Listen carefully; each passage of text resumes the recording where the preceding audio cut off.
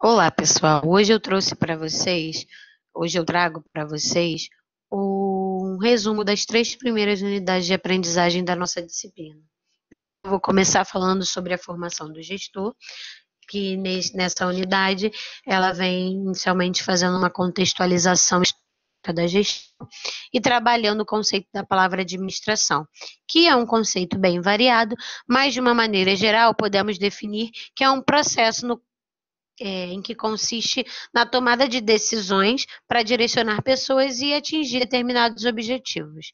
As primeiras teorias administrativas, elas se preocupavam com a eficiência e a racionalidade científica da administração, enfatizando o conceito de administrar, porque ainda não se tinha a ideia de gestão.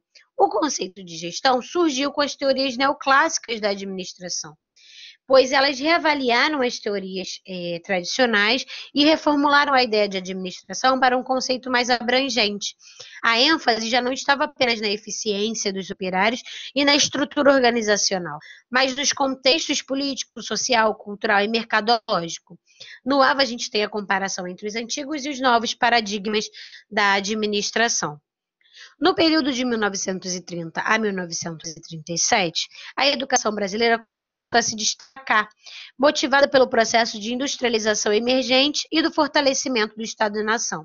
Assim, o governo brasileiro iniciou, a partir de uma perspectiva de organização e gestão, um plano nacional para a educação escolar no país. As reivindicações dos diferentes movimentos sociais pela ampliação do atendimento escolar e o entusiasmo pela educação deram condições para que, em 32, um grupo de educadores lançasse um manifesto ao povo e ao governo, mais conhecido como o Manifesto dos Pioneiros da Educação Nova, né? O Manifesto da Escola Nova.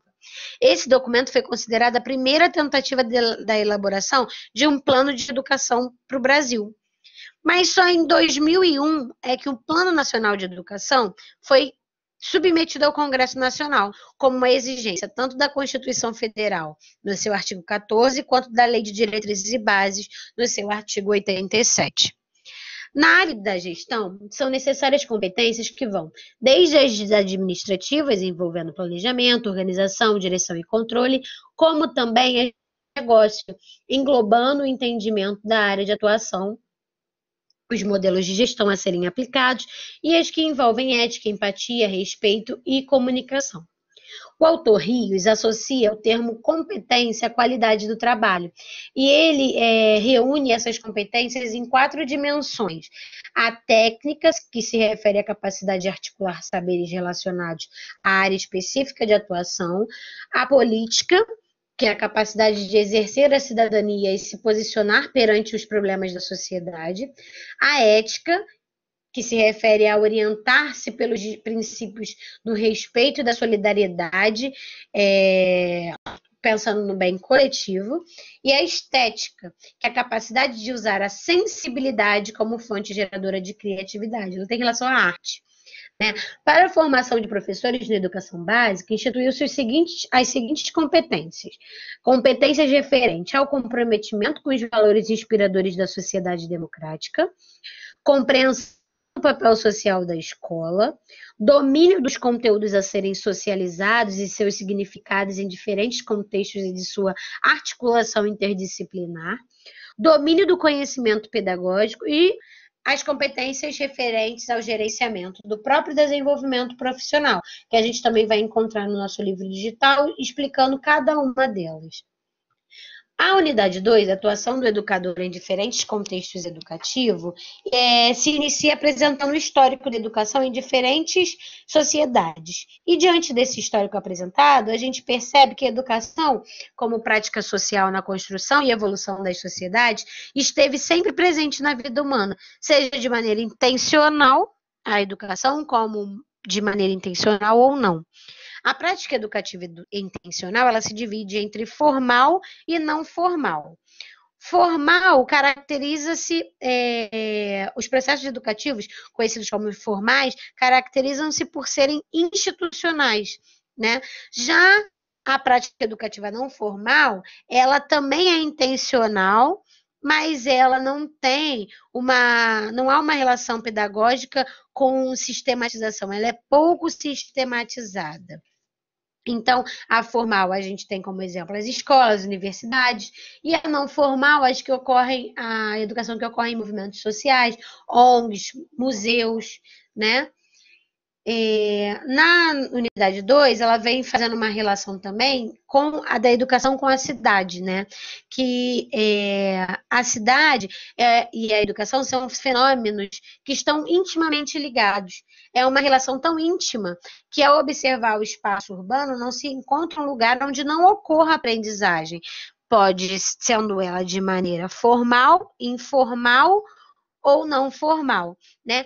A informal, a gente falou sobre a formal e a não formal. As duas têm intenção, mas ocorrem de maneiras diferentes.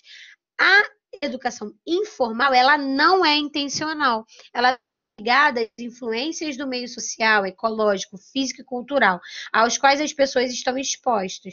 Aí ela pode ocorrer no seio familiar, no meio religioso, entre os amigos, entre os vizinhos, né? E voltando a falar sobre a cidade como um lugar intimamente ligado à educação, esse conceito de cidade educadora surgiu originalmente em um congresso internacional sobre as cidades educadoras em Barcelona.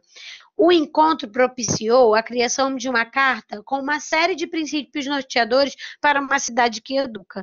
Leia lá no AVA alguns desses princípios e também as 3 dimensões dos aspectos educativos da cidade, que é um lugar como contexto educativo, agente da educação e um objeto de conhecimento. Dessa forma, a aprendizagem ocorre em todos os espaços, sejam escolares ou não, pois vivemos aprendendo e ensinando constantemente. O mundo moderno contribuiu para consolidar o entendimento da educação como um fenômeno multifacetado, que ocorre sobre várias modalidades em diferentes espaços. O gestor pedagógico gerencia muito mais do que a aprendizagem. Ele gerencia um lugar comum, as equipes, a idealização, o planejamento, a construção e a dinamização de projetos, de cursos e de conteúdos didáticos. Percebe-se, então, que a importância das ações pedagógicas para os espaços não escolares, tal como organizações empresariais, hospitais, ONGs, museus, teatros. Para finalizar, a unidade 3, ela vem falando sobre as mudanças nos paradigmas da administração até a gestão, né?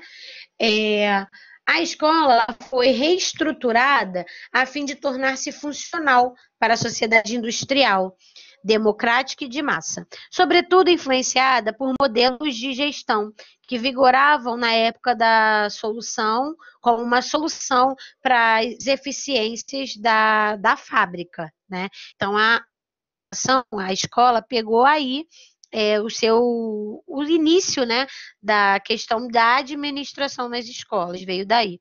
A administração científica foi iniciada no começo do século XX por Taylor. Ele se preocupava originalmente em eliminar os desperdícios e as perdas sofridas pela indústria e elevar os níveis de produtividade. Ford aperfeiçoou esses princípios e veio com o princípio da divisão do trabalho e consolidou o modelo de produção em massa nas linhas de montagem. Mas eles se diferenciavam em alguns aspectos. Taylor preocupou-se com a eficiência e a economia do trabalho do operário nas fábricas. Por isso, deu ênfase a planejamento, preparação e execução e ao controle operacional. Já a Ford deu ênfase à economia de material e de tempo, porque ele priorizava a produção em massa. O modelo de produção taylorista-fordista influenciou de maneira significativa a educação brasileira. E lá no nosso livro virtual a gente tem cada um desses detalhes, desse histórico. A difusão da ideologia neoliberal aconteceu com maior intensidade a partir da crise capitalista de 70. O neoliberalismo propunha uma mudança no papel estatal, né? Sustentando que o mercado deveria substituir a política e o Estado, né, o país, o governo, deveria atuar minimamente, apenas para regular as relações de mercado. O discurso neoliberal definiu algumas estratégias para solucionar a crise. Uma delas orientava a privatização do setor público. E aí a gente vê os reflexos até hoje, né? Com o intuito de diminuir os gastos do Estado e incentivar a livre competição do mercado. As propostas neoliberais quanto à política educacional seguem essa lógica do mercado. A gente está vendo nesse histórico que a educação está sempre ligada e se espelhando à administração de empresas, de fábricas, né? Sendo que o capital é totalmente diferente. Então, ela seguia essa lógica de mercado, restringindo a ação do Estado à garantia da educação básica e deixando os outros níveis sujeitos a leis de oferta e procura. Mas de que forma, né? O trabalhador brasileiro, com um sistema educacional desse excludente, ia ter acesso à qualificação? Bom, ele é contraditório. Então, conceber tal corrente em um país subdesenvolvido como o nosso, em que parte da população dificilmente consegue acesso à educação básica. Além disso, as políticas educacionais na visão neoliberal, que predominam, como eu falei, até hoje no Brasil, priorizam a educação básica somente, tornando-se priorizam a educação só até o ensino fundamental, né, o primeiro e segundo segmento, tornando-se cada vez mais difícil a entrada no ensino médio e superior, que aí a gente vê, né, um retrato da educação no Brasil, que isso acontece até hoje.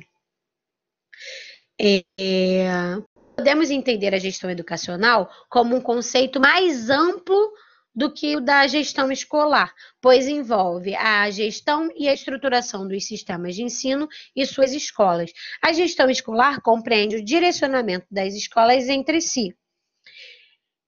A administrativa, a rotina educacional e que busca garantir que a instituição de ensino alcance seus objetivos e propósitos, definidos em cada projeto pedagógico.